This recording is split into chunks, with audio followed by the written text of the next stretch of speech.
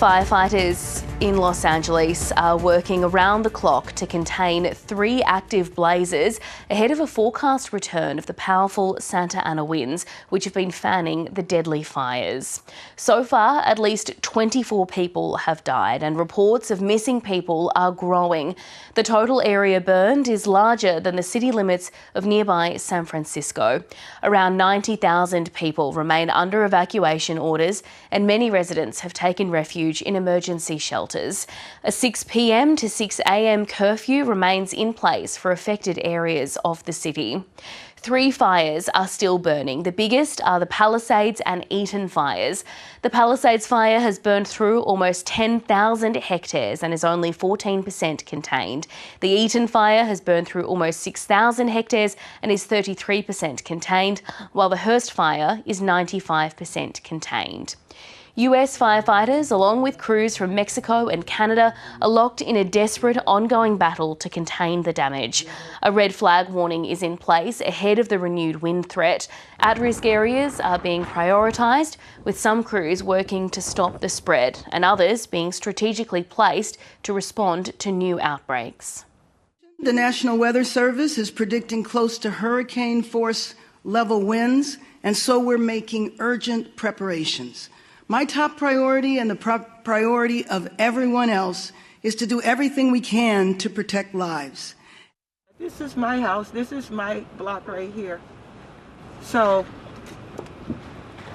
this is where I live, or where I lived. Authorities are hopeful more residents will be able to survey their homes later this week, but for those like Alita Johnson, all they've returned to is smoking ruins and rubble. But nothing prepares you for this amount of destruction.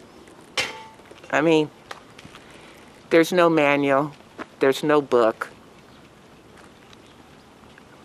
That night when we left, it was so frightening. You could barely see I could barely see my hand in front of me because the visibility was so bad and the winds were whipping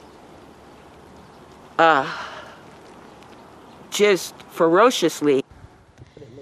Others who have lost their homes are living in shelters, struggling to come to terms with the loss and devastation.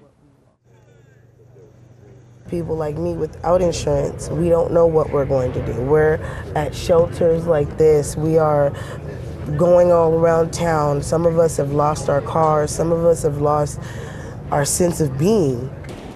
And while emergency service personnel put their safety at risk to save lives and homes, some residents have been trying to help the local wildlife and save pets. Jeff Murrell has rescued around 300 animals so far. As long as they allow us to continue feeding animals, rescuing animals, and placing animals, I'll keep doing it. And then we also have to get animals back to their owners. So that's probably going to take place as soon as they lift the evacuation orders.